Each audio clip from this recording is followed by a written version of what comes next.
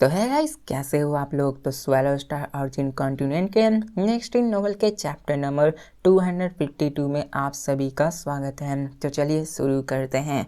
तो जैसा कि अभी तक हमने पिछले एपिसोड में देखा कि कैसे लू फेंग और डी किंग आपस में फाइट कर रहे होते हैं, जहाँ पर वो फाइनली अपने फाइट को रोक देते हैं, जिसके साथ हमें डी किंग को दिखाया जाता है जो स्माइल करते हुए कहता है कि देखो, जितने भी treasures tens of thousands of reward points के कैपेबल होते हैं वो भी काफ़ी अच्छे माने जाते हैं। ये नहीं कि जो सस्ते हैं वो खराब होते हैं। और वो कहता है कि अगर तुम्हारे पास D1 के बचे हुए कुछ सीक्रेट ट्रेजर्स मौजूद है तो मैं समझ सकता हूँ कि उन्हें बेचने में तुम्हें थोड़ी डिफिकल्टी का सामना करना पड़ सकता है। तो लू फेंग अपने हाथों को वेव करते हुए कहता कि हाँ, इसको बेचना तो काफ़ी ज़्यादा डिफिकल्ट है। मैंने बेयरली 5 में से 2 सीक्रेट ट्रेजर बेचने में कामयाबी हासिल कर पाया। और लू फेंग अपने पास से उन सारे 3 बचे हुए ट्रेजर्स को निकालता है जो होते हैं रेड क्लॉक, बैटल बूट्स और ग्लव्स। अब यहाँ पे डी किंग उन सारे ट्रेजर्स को देखकर कहता है कि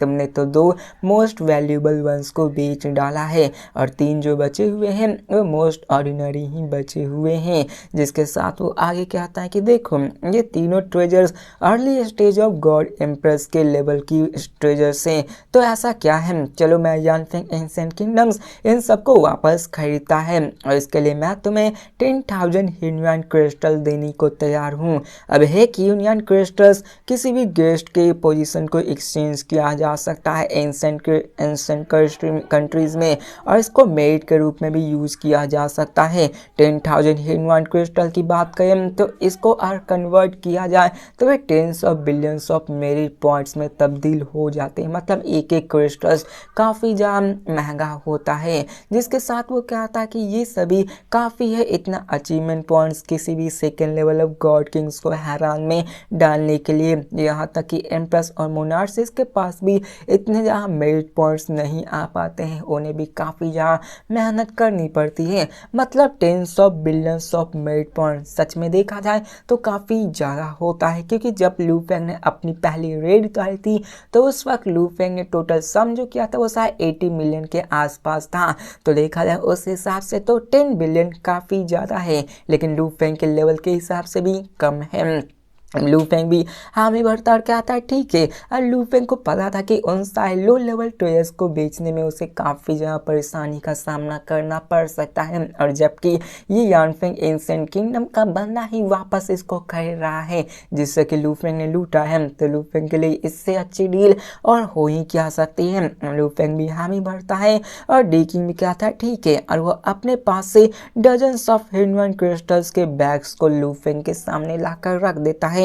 लू फेंग की आंखें चमक उठती हैं जब लू फेंग उन ह्यूनियन क्रिस्टल को देखता है। उन ह्यूनियन क्रिस्टल की साइज ज़्यादा नहीं, एक उंगली की ही साइज की होती है जो काफ़ी स्मूथ होती है। उसकी ऑरा भी काफ़ी ज़्यादा थी। लू फेंग उसको महसूस कर पा था और उसे ऐसी चाह हो रही थी कि वो उसको एब्जॉर्ब कर ले। अब यहाँ पे डी किंग उसे समझाते हुए कहता है कि देखो, ह्यूनियन क्रिस्टल है ये ओरिजिन वर्ल्ड के बाहर एक यूनिवर्सल करेंसी की तरह देखा जाता है।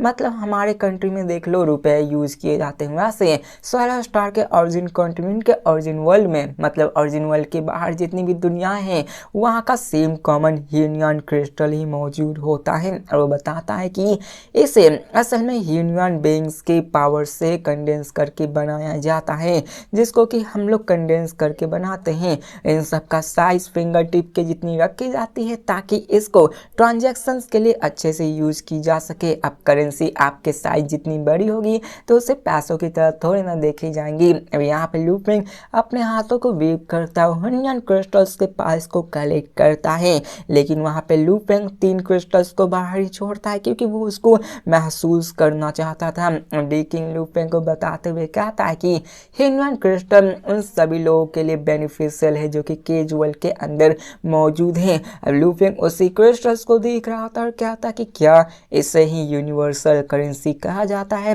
अब डी किंग उस क्रिस्टल के बारे में बताता है कि तुम इस क्रिस्टल्स को जो कि करेंसी की तरह यूज होते हैं उनको एब्जॉर्ब कर सकते हो, जिससे कि तुम्हारी कल्टीवेशन काफ़ी ज़्यादा बढ़ेगी। लेकिन ये तुम्हें मॉडरेट में करनी होगी, ये नहीं कि पूरा एक ही साथ सबको एब्जॉर्ब कर लो। मतलब इसकी भी लिमिट होती है। वो क्या आता है कि अगर तुमने इसे गॉड एम्पर के अर्ली स्टेजेस के स्ट्रेन में एब्जॉर्ब करने की कोशिश की तो तुम्हें उस वक्त 100 ईपोज में मतलब 100 करेंसी ही मतलब 100 क्रिस्टल्स ही एब्जॉर्ब करना होगा सिर्फ एक ईपोज में। अगर तुमने ज़्यादा एब्जॉर्ब करने की कोशिश की तो इफेक्ट काफ़ी ज़्यादा खराब हो सकते हैं या कंप्लीटली ख़त्म हो सकते हैं, उसका इफेक्ट तुम्हें दिखेगा ही नहीं। लेकिन वो आगे ये भी कहता कि हर एक प्रैक्टिशनर की फिजिकल और स्पिरिचुअल स्ट्रेंथ काफ़ी ज़्यादा अलग होती है। तो सबके अलग अलग वैरी हो सकते हैं, कुछ 90 कर सकते हैं एब्जॉर्ब तो कुछ 110 ऐसे वैरी कर सकते हैं। लेकिन मेनली 100 क्रिस्टल्स को माना जाता है। वो कहता है कि तुम्हें ये धीरे धीरे पता चल जाएगा जब तुम उसको खुद एब्जॉर्ब करने की कोशिश करोगे। लेकिन उसको फिर से रिमाइंड करने में कहता है कि देखो इन शॉर्ट में अगर तुम्हें महसूस हो कि इसका जो इफेक्ट है वो ख़त्म हो रहा है तो तुम्हें जल्दी से उसे छोड़ देना चाहिए, उसके कंजप्शंस को कम कर देना चाहिए।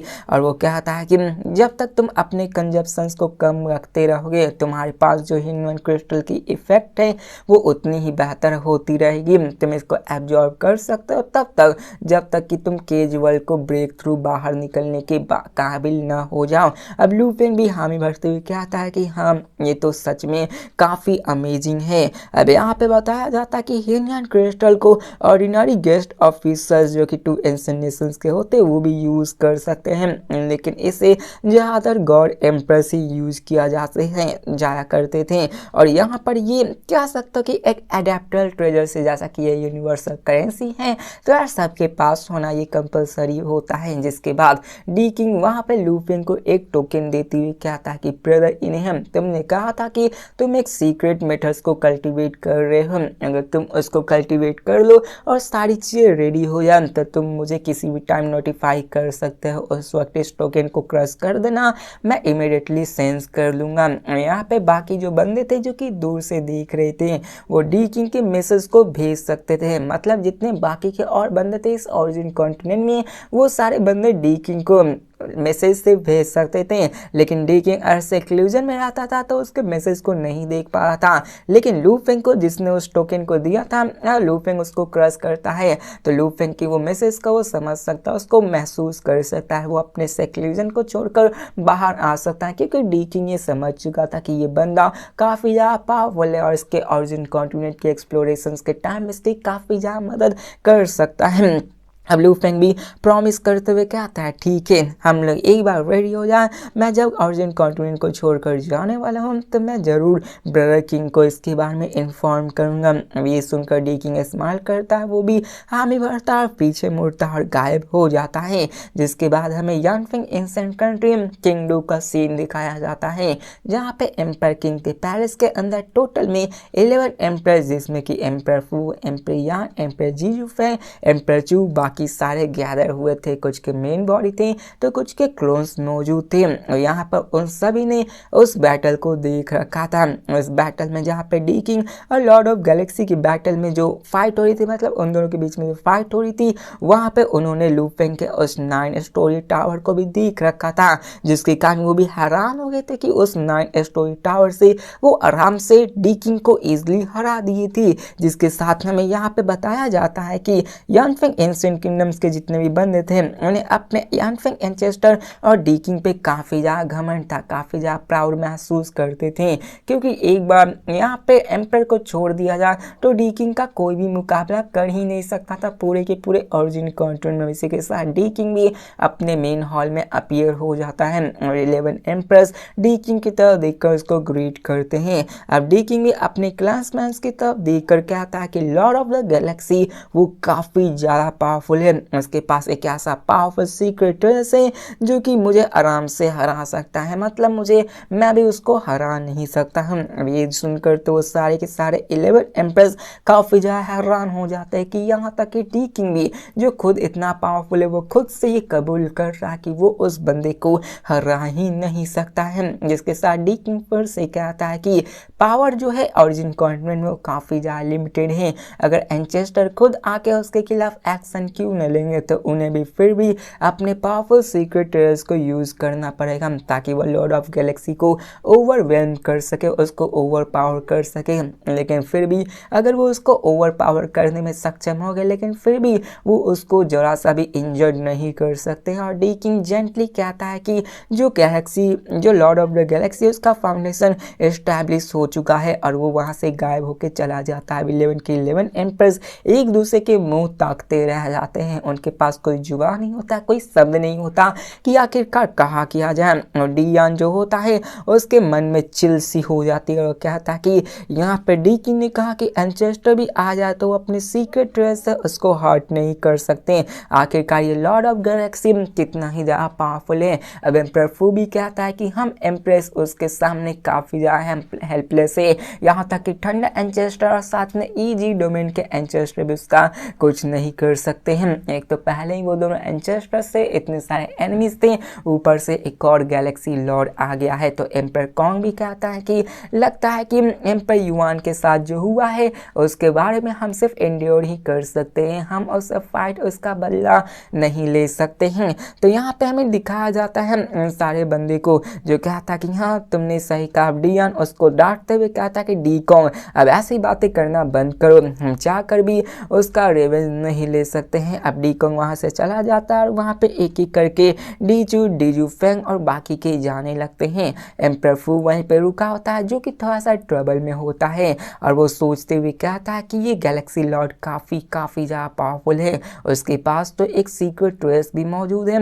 यहाँ तक कि उसने डी कॉन्ग तक को सप्रेस कर रखा है, क्या वो सच में लुओ ही है। अब यहाँ पे उसकी जो कॉन्फिडेंस है, उसने जो पहले सोच रखा था कि ये लुओ ही हो सकता है वो टूटने लगी थी, क्योंकि यार लुओ ही इतना जल्दी इतना पावरफुल कैसे हो सकता है कि वो डी कॉन्ग को हरा सके। जिसके साथ वो कहता कि अगर वो सच में लुओ ही हुआ तो क्या वो अपने इस स्ट्रेंथ के साथ मेरे साथ ओरिजिन कॉन्टिनेंट को छोड़कर जाएगा या फिर नहीं, क्योंकि कंपेनियंस देखा जाए तो एक दूसरे को चूज करते हैं, वो एक दूसरे मतलब आप समझ लो किसी को चाहते हो लेकिन सामने वाला आपको नहीं चाहता, ये किसी वन साइडेड लव की जैसा हो गया कि आपको चाहने वाला आपको नहीं चाहता, नहीं आप जिसको चाहते हो वो आपको नहीं चाहता, तो आखिरकार आप उसके साथ जबरदस्ती कैसे कह सकते हो। अब यहाँ पे एम्परर फुतुल अदर पार्टी के खिलाफ बहुत ही अच्छा सा सोचता था, लेकिन क्या सामने वाला बंदा है वो भी उसके बारे में अच्छा सोचता है? नहीं, वो कहता है कि जो मेरे और उसके बीच के अंदर के जो गैप स्ट्रेंथ है वो काफ़ी ज़्यादा है, गैलेक्सी लॉर्ड तो उसकी तरफ देखेगा भी नहीं। और वो सोचते हुए खुद से कहता है कि कल्टीवेशन खुद पे डिपेंड करता है, मुझे स्ट्रांग बनना होगा, मुझे कैसे भी करके कोई रास्ता ढूंढना होगा जिससे कि मैं अल्टीमेट रियल्म तक जा सकूं। यहाँ तक कि उसने कई सारे फॉर्मेशंस में मास्टरी भी हासिल कर रखी थी, लेकिन फिर भी उसका जो second level of God king के पीक लेवल के ऊपर और साथ में अल्टीमेट रियल्म तक पहुँचने में एक थोड़ा सा एक थिन सा गैप होता है जिसे कि वो ब्रेक थ्रू कर ही नहीं पा रहा था, मतलब कि वो उस वर्ष पे पहुँच चुका था जहाँ पे बाकी के एम्प्रेस नहीं पहुँचे थे, बस इसको एक झलक चाहिए थी जिससे कि वो ब्रेक थ्रू कर सकते थे, लेकिन वो नहीं कर पा रहे थे। एम्परर फू काफ़ी ज़्यादा ट्रबल में होता है और कहता है कि यहाँ पे अब क्या ही किया जा सकता है। जिसके बाद हमें सीन चेंज कर बाकी के बंदों को दिखाया जाता है जो कि न्यूज़ से सुनते हैं कि डी किंग ने डी1 के रेवेंस के लिए एक्शन लिया है, लेकिन वो सारे फाइट को देखते कि ये क्या हुआ, यहाँ पे एम्परर किंग तो वहाँ पे Galaxy Lord of the Galaxy से फाइट भी नहीं कर पाया, उन दोनों की पावर काफ़ी ज़्यादा टेरिफाइंग है, लेकिन ये क्या हुआ, वो हार गया, डी किंग हार गया, 9 स्टोरी का tower power completely emperor king को हरा दिया। अब देखो ये सारी जो न्यूज़ है, ये सारी जो बातें हैं वो सारी जनता तक जाने लगती कि ऐसी ऐसी चीज़ें होने लगी हैं, जिसको जानकर जितने भी बंदे होते हैं सभी के सभी बंदे हैरान हो जाते हैं। किसी को विश्वास नहीं होता कि लॉर्ड ऑफ द गैलेक्सी ने एम्पर किंग को हरा डाला है, क्योंकि ओरिजिन कॉन्टिनेंट में ये माना जाता था कि 2 एंसेस्टर्स को छोड़कर डी किंग को कोई भी नहीं हरा सकता है, डी किंग इनविंसिबल है।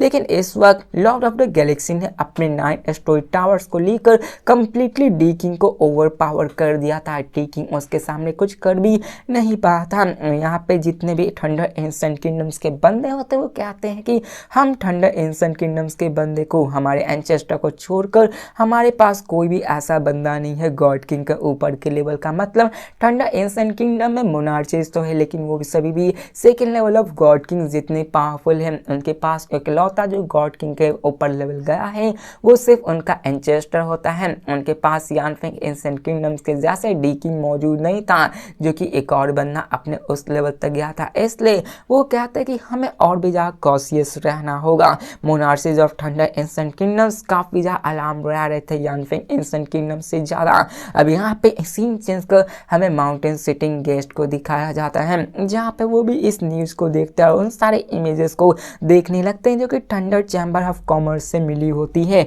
और वो भी देखकर हैरान होते हुए कहते हैं कि ये तो वही स्टार टावर है जिसे कि मैंने रिफाइन किया था। और वो भी इस चीज़ को देखकर कंप्लीटली हैरान हो गए थे। और यहाँ पे पहली दफ़ा उन्होंने भी स्टार टावर का फाइनल अपीयरेंस देखा था।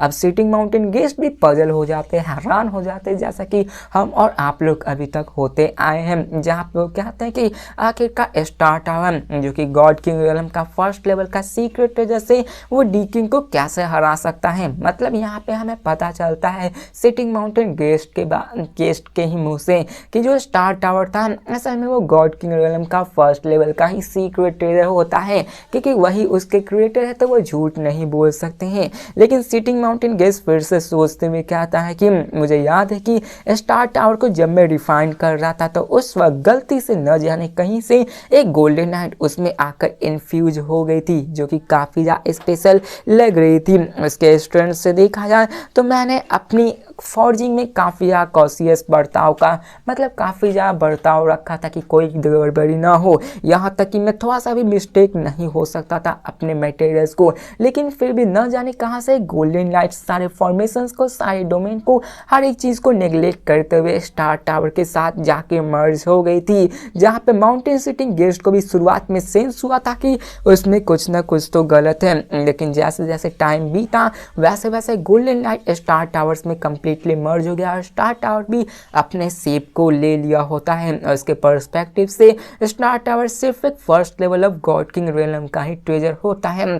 अब देखो यहाँ पे क्या हुआ था, जो गोल्डन लाइट हुआ था ना उसके अंदर इंटर मेरी थ्योरी ऐसी है कि जो लाइट उसके अंदर एंटर की थी वो शायद रिवान ने डाली होगी या फिर किसी पावरफुल बेंग ने डाल रखी होगी, क्योंकि यहाँ पे अगर वो गोल्डन लाइट नहीं जाती और वो सिर्फ गॉड किंग के फर्स्ट लेवल का ही सीक्रेट ट्रेजर होता तो उसे अपना माउंटेन सिटिंग गेस्ट खुद ही यूज कर रहा होता। अगर उसमें गोल्डन लाइट नहीं जाती तो यहाँ पे कह सकते हो कि इसकी पावर्स भी नहीं बढ़ती। गोल्डन लाइट गई थी लेकिन अपना जो सिटी माउंटेन गेस्ट है उसको कंट्रोल नहीं कर पाया था पूरी अच्छे तरीके से। नहीं तो अगर अपना mountain sitting guest star tower को उसी वक्त कंट्रोल कर पाता तो उसका जो चीज़ था, उसका जो रियलम था, परिवार था, वो सब मरता ही नहीं, क्योंकि आज इतने पावरफुल ट्रेजर्स को कौन ही डिस्ट्रॉय कर सकता था, वो भी second level of God king. आखिर किसकी मजाल थी जो स्टार टावर्स के फॉर्मेशंस को ब्रेक थ्रू करके उसके अंदर मौजूद बंदे को मार सके। तो कह सकते हो कि अपना क्रिएटर ही उसको नहीं पा पाया था, बल्कि वो लू फेंग ने अपने टेस्ट को दिया था, इनहेरिटेंस को पास किया था, अपने विल पावर्स को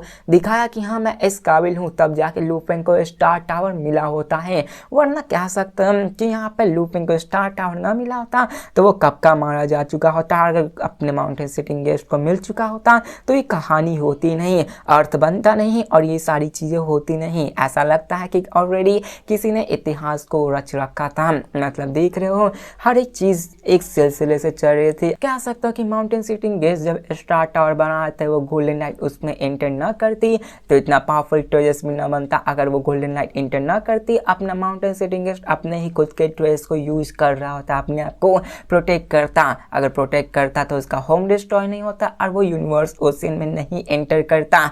लेकिन यही सब तो खेल है। यहाँ पे उसका घर भी उजड़ा, अपने स्टार टावर जो कि उसने फोर्स किया था उसके अंदर गोल्डन लाइट भी घुसता है, जिसके कारण वो खुद कंट्रोल नहीं कर पाता है, जिसके कारण उसको कंट्रोल कराने के लिए उसे दर दर भटकना पड़ता होता है।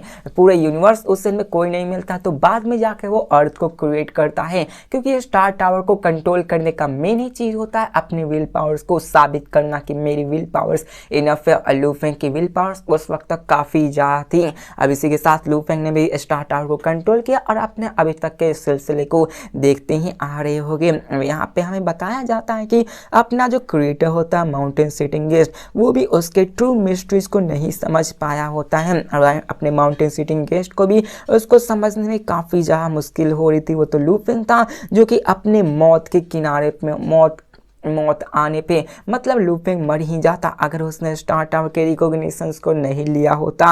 और यहाँ पे वो क्या था कि एक अच्छे ट्रेजर्स को एक सुटेबल मास्टर ही कंट्रोल कर सकता, उसकी ज़रूरत होती है। माउंटेन सिटिंग गेस्ट काफ़ी ज़्यादा खुश होते हुए कहते हैं कि सिर्फ लू फेंग के हाथों में स्टार टावर आकर अपनी फुल पावर्स को अनलीज कर सकता है। एक फोर्ज जिसकी लेवल सिर्फ first level of God Kings थी, वो भी अपने स्टार टावर के मिस्ट्री को नहीं समझ पाया था और अपना जो माउंटेन सिटिंग गेस्ट था वो काफी ज्यादा खुश था अपने ही क्रिएशन से, अपने डिस्पल्स के लिए कि आज उसका डिस्पल इतना पावरफुल हो चुका है। उसकी ऑलरेडी जो कामना थी वो पूरी हो चुकी थी, उसने अपना बदला ले लिया था, उसने अपने आप को काम रखा हुआ था। अब उसके लिए सिर्फ जो मैटर करता है वो उसका डिस्पल लू फेंग ही है। जितना ज्यादा उसका ब्रिलियंट डिस्पल बनता जाएगा उतना ज्यादा उसके लिए अपनी हैप्पियर मोमेंट होती जाएगी। जिसके साथ वो कहते हैं कि ये बंदा जो कि अर्थ से आया था बिना किसी रियलाइजिंग के ये अभी ओरिजिन कॉन्टिनेंट के पाइनेकल तक पहुंच गया है और वो स्माइल करने लगते हैं। जिसके बाद हमें सीन चेंज कर ह्यूआंग सिटी लॉर्ड मैंसन्स का सीन दिखाया जाता है, जहाँ पे लू फेंग अपने कमरे में बैठे हुए होता है। लू फेंग करेंटली अपने सेक्लूजन में होता है और साथ में उसने जो गैलेक्सी किंगडम्स के अफेयर्स होते हैं उसको मोरोसा को दे दिया होता है कि देखो मोरोसा, तुम पावरफुल हो चुके हो और तुम ज़्यादा कुछ अभी नहीं कर सकते हो, तो क्यों ना तुम मेरे गैलेक्सी किंगडम को संभालो। इसके साथ लू फेंग अपने आप को सेक्लूजन में रखता है। अब यहाँ पे मान लो कोई क्रिटिकल मोमेंट आ गया तो बिना किसी एक ही झटके में लू फेंग सेक्लूजन से निकल कर गैलेक्सी किंगडम में जा सकता था, सिर्फ एक ही झटके में। जिसके साथ यहाँ पे हो गया था कि इस वक्त डी किंग ने डेलिबरेटरी मेरी मदद की है काफ़ी ज़्यादा स्पैरिंग में। लू फेंग अच्छे से समझ जाता है कि यहाँ पे डी किंग ने सिर्फ 3000 किलिंग फॉर्मेशंस को ही यूज़ किया था और उसने कोई और बाकी के पावरफुल टेक्निक्स या फिर सीक्रेट ट्रेस यूज़ नहीं किए थे। मतलब कह सकते हो डी किंग ने भी अपने फुल फोर्स का यूज़ किया ही नहीं था, बस वो लू फेंग की असली ताकत को जांचना चाहता था, परखना चाहता था। वहाँ पे अगर वो चाहता तो लू फेंग की धज्जियाँ उड़ा सकता था, क्योंकि वो एक ऐसा बंदा है जो कि गॉड किंग के अपर लेवल्स तक जा रखा है। उसने लू फेंग से ज़्यादा खतरों का सामना किया होगा, उसकी जो कॉम्प्रिहेंशन वो काफ़ी ज़्यादा होगी, उसने इतने भयंकर एनिमी से फाइट की होगी जिसके बारे में अभी लू फेंग सोच भी नहीं सकता है। यहाँ पे कहता है कि असल में देखा जाए तो उसके पास भी कई सारे लाइफ और डेथ मेथड्स हो सकते हैं, लेकिन उसने मुझ पर यूज़ नहीं किया। उसने तो अपने एक भी सिंपल ट्रेजर्स को यूज़ नहीं किया। लगता है कि उसने इसमें उतना एफर्ट नहीं डाला, बल्कि मुझे ही अपर हैंड दिलाया था, जहाँ पे वो कहता कि मेरा ट्रेजर्स भले ही अभी सुपीरियर है लेकिन डी किंग की लेवल मुझसे हायर है। अगर उसने लेट स्टेज या perfect level God emperor treasures से मुझसे फाइट की तो शायद वो स्टार टावर्स का मुकाबला कर ले। मतलब जो लू फेंग का स्टार टावर है अभी लू फेंग के हिसाब से वो perfect level God emperor treasures के जितनी देखी जा सकती है, लेकिन क्या पता लू फेंग का स्टार टावर कितना ही पावरफुल हो सकता है, ये तो हमें ओरिजिन कॉन्टिनेंट के बाहर जाने के बाद ही पता चलेगा। जिसके साथ वो कहता है कि ओरिजिन कॉन्टिनेंट के अंदर देखा जाए तो मेरे पास फिर भी एक अपर हैंड होता है, लेकिन एक बार मैं ओरिजिन कॉन्टिनेंट को छोड़ कर जाऊंगा तो हमारे बीच का जो गैप है काफ़ी ज़्यादा बढ़ जाएगा। लू फेंग ये अच्छे से जानता था कि वो अभी एडवांटेज में है। क्योंकि ओरिजिन कॉन्टिनेंट में सुप्रीम रूल्स मौजूद हैं। लूफिंग क्या था कि मुझे अपने आप को अच्छे से प्रैक्टिस करवाना होगा, कैसे भी करके मुझे अल्टीमेट रियलम तक जाना होगा। लूफिंग अपने हाथों को फ्लिप करता है और वहाँ पर एक ह्यूनियन क्रिस्टल अपीयर होता है जिसकी साइज मैंने ऑलरेडी बता दी थी, जिसको कि लूफिंग एक ही झटके में स्वैलो करके उसको निकल कर खा जाता है। लूफिंग के अंदर ह्यूनियन क्रिस्टल आता है और उसको स्लोली वो एब्जॉर्ब करना शुरू कर देता है। अब यहाँ पे लूफिंग को महसूस होता है कि सच में उसकी पावर्स काफ़ी ज़्यादा है। ह्यूनियन क्रिस्टल जो कि ह्यूनियन पावर लाइफ के एसेंस से बनी हुई थी, जब तक कि कोई बंदा ह्यूनियन लाइफ नहीं बन जाता ये उसके लिए काफ़ी ज़्यादा बेनिफिशियल होता है। इस वक्त लूफिंग की बॉडी नरिश होना शुरू हो जाती है, उसकी सोल भी नरिश होती है, उसकी थिंकिंग स्पीड काफ़ी ज़्यादा बढ़ जाती है, उसकी कॉम्प्रिहेंशंस भी इम्प्रूव होना शुरू हो जाती है। लूफिंग कहता है कि इसकी इफेक्ट तो काफ़ी ज़्यादा अच्छी है, जो कि मेरे बॉडी को मजबूत और साथ में मेरे सोल को एम्पावर कर रहा है, उसको भी स्ट्रॉन्ग बना रहा था।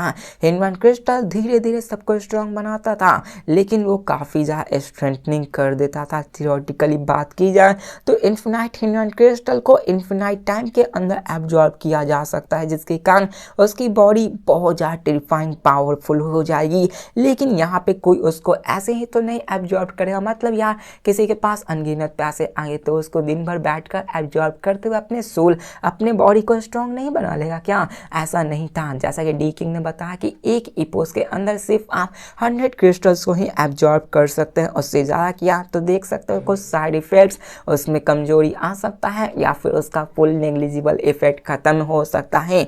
और लूफिंग क्या था कि अभी के फिलहाल ये मेरे लिए काफ़ी ज़्यादा अच्छी है। इसके साथ लूफिंग अपनी आंखों को बंद करता है और साथ में जो 3 types of human blood line biological materials जो कि उससे अल्टीमेट रियलम स्ट्रेंथ के पाए होते हैं उसको कॉम्प्रीहेंड करना शुरू कर देता है। टाइम धीरे धीरे फ्लो होने लगता है और बताया जाता है कि एम्पायर किंग से जब लूफिंग ने कॉन्फ्रंटेशन किया था, फाइट किया था, तो उसके बाद ओरिजिन कॉन्टिनेंट में किसी की हिम्मत नहीं थी जो आके लूफिंग को फिर से प्रवोक कर सके। कोई भी गैलेक्सी किंगडम में आके उसको चैलेंज करने की कोशिश करता ही नहीं, इसको कह सकते हो कि तंग करता ही नहीं है। Lord of Galaxy already 2 ancient Nations के पहाड़ पे आ चुकी थी, साथ में वो सबके साथ कॉम्पिटिट कर रहे थे और लूफिंग मतलब लॉर्ड ऑफ गैलेक्सी का जो नफरत था एविल के खिलाफ में वो ऐसे ही पूरे के पूरे ओरिजिन कॉन्टिनेंट में छा चुका था और कोई भी रेकलेसली यहाँ पे किसी को मारता नहीं था। एटलीस्ट जो बिलियंस ऑफ लिविंग बीइंग्स को मारते थे एक बार वो खत्म हो चुका होता है। यहाँ पे कह सकते हो मिलियंस को मार सकते हो, बिलियंस बहुत बहुत ज़्यादा हो जाता है। एक ब्लिंक ऑफ आई में 300 सेंचुरीज पास हो जाता है, जबकि लूफिंग ने अपने उसी गैलेक्सी किंगडम्स को एस्टैब्लिश किया था। और इसी के साथ हमें दिखाया जाता है एक और न्यूज़ को, जो कि इन सभी के दिन में एक इनकंसिस्टेंस इवेंट होता है जिसमें कि अपना डॉहो सेक्ट के एल्डर युआन अपने ओरिजिन कॉन्टिनेंट के मास्टर वही, मतलब ओरिजिन यूनिवर्स के मास्टर वही, वो अपने आप को गॉड किंग में ब्रेक थ्रू कर देते हैं। मतलब ह्यूमन साइड की तरफ से एक और गॉड किंग में ब्रेक थ्रू कर गया, मतलब 3 ब्रेक थ्रू किए, एक तो अपने मोरोसा, एक लूफिंग और अपना तीसरा जो होता है वो अपने एल्डर युआन होते हैं, जो कि काफ़ी ज़्यादा अच्छे हैं क्योंकि उनके भी पावर्स धीरे धीरे बढ़ेंगे और अपने जो बाकी के प्राइमर केओस सिटी लॉर्ड और डार्कनेस मास्टर वो सभी भी बहुत ही जल्द केओस लेवल में पहुंचकर गॉड किंग जरूर आएंगे। तो इसी के साथ ये वीडियो भी खत्म होती है, तो मिलते हैं नेक्स्ट वीडियो में और देखते हैं नेक्स्ट एपिसोड में कि आखिरकार एल्डर युआन की क्या चीज़ें होती हैं, क्योंकि हमें उसमें नेक्स्ट एपिसोड में शायद उन पे ही थोड़ा सा फोकस करके बताया जाए। तो मिलते हैं नेक्स्ट वीडियो में, तब तक के लिए बाय।